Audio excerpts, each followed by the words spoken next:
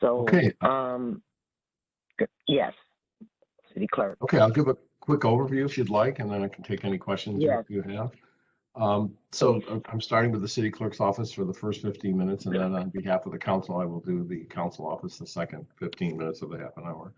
So we've had an interesting year, as you know. Since last March, City Hall's been closed to the public, and we've had to do marriage licenses virtually, which the governor allowed us to do. And it did cause us to have a drop in licenses because a lot of people, because of COVID, didn't get married or postponed marriages because they couldn't have receptions and things. But we did do a good number of licenses online. Interesting little fact that is that you can get your marriage license. A lot of people don't realize this anywhere in New York State, that it's valid wherever you can use it. So because of some of the licenses we got were from Brooklyn and Manhattan, because once they could go online, they didn't have to be from Syracuse. So we got a lot of people calling us from down in New York City and stuff and getting virtual marriage licenses. So that made up for some of the lost local business. But we did drop down in revenue there, along with dog licenses because of COVID. I'm sure it's affected a lot of departments similarly. But we are still issuing on a daily basis marriage license virtually, and DocuPet is our contract that helps us with dog licensing. They're still functioning, and we are doing okay with dog licenses. But the spike we had when we first hired DocuPet, because I sort of remind people we hired them because we only have about 10% of the people in the city that actually voluntarily license their dogs without incentives. So DocuPet provides incentives and also a stick if necessary. They give discounts on dog food and different things like that to entice people to license their dog. But a lot of their ability to increase the licensing was going door to door, knocking on doors and leaving brochures and explaining the law to license your dog. And of course, during COVID, they weren't able to do that. So our licensing for dogs kind of flattened out. We expect that that'll pick up again once the DocuPet can go out and solicit people to go and get their dogs licensed. So in both of those areas, quick question. Yes. Quick question. So the percentage, what was the percentage down for the dog license? Do you know? I have it in front of me. Let me look at it a second.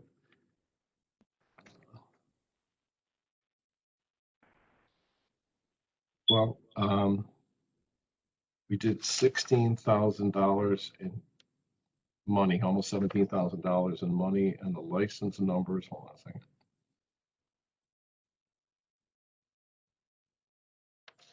They're down about 10%.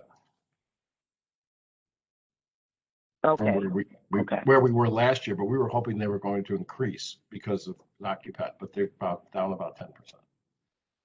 But you do see with post-COVID going back up? Absolutely, because we can go back into our outreach to the public, which we couldn't do. We were prohibited from going, DocuPet was not able to go door to door to remind people to get their dogs licensed. So we think when that changes, that the license will go up again. Okay, thank you. What about for marriage licenses, John? That's down slightly as well, but like I said, we made up for some of it as a result of getting people from out of the area. But it was mostly because people couldn't have receptions. A lot of people postponed their marriages because they couldn't have a reception. A lot of times marriages are bringing family and friends together. So I just think there was there might be a pent up demand once receptions can be held normally, and there could be some increase. We generally provide about $60,000 a year in revenue for the city through our licensing program. We're probably going to be down to 45, 50,000, maybe in that neighborhood. It's not going to be, fell off the cliff. It's just not as good as it usually was. And I'm sure it's the same with parks and every other department that collects fees on interactive relations with the public. So we're planning for when the city hall opens, and we think that once things get back to normal, COVID-wise, that we're going to see our licenses go right back up to where they were. It's kind of interesting, John, to see New York City folks coming here. Understandably so for COVID, but I'm just wondering if our services and the level of speed attracted them here, compared to New York City. I think so, because you have to make an appointment, obviously, and you have to have all the documentation. So we couldn't, like normally, when City Hall's open, you could just walk into the clerk's office and get a marriage license. But with WebEx licensing, you have to make an appointment. So they were having a hard time making appointments in the New York City clerk's office because there's just a huge volume. So they could call Rochester, Syracuse, Ithaca, any clerk's office in the state. So we got a lot of calls from, downstate initially. And they set up an appointment and they did it virtually, like we're having this meeting now, and they have to hold the license up, sign it, swear that it's true. Then we email them the license. They go get married and they mail the license back, and then we certify the marriage. Yeah, that's opportunity there for sure. Definitely. So that's basically it on the clerk's office, unless you have any specific questions beyond the licensing or anything else. Are there any more questions for the clerk on the city clerk's office?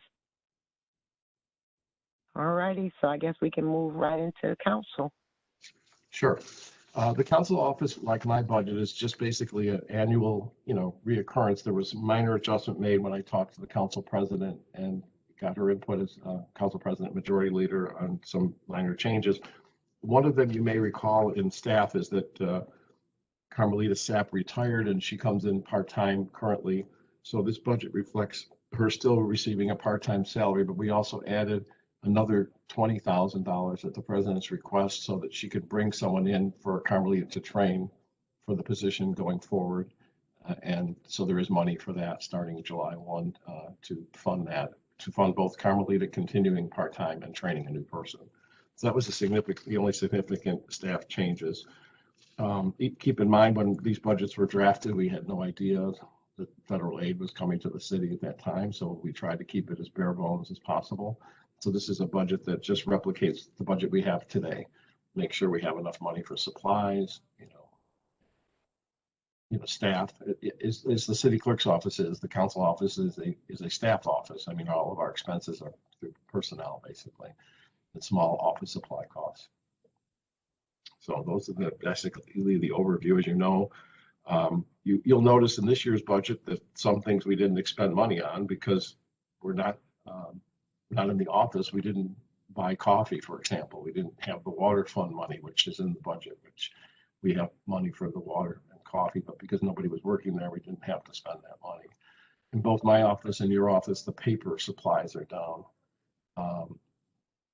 Because we aren't printing the book anymore. We're just printing books for counselors in the mayor's office, not the department heads, which is something we may want to consider because it was a huge saving in paper costs, not printing the council book for everybody.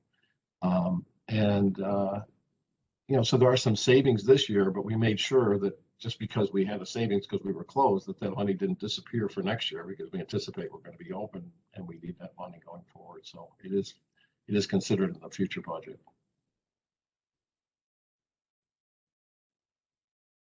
All righty, so any of my colleagues have any questions for the city clerk on the council budget?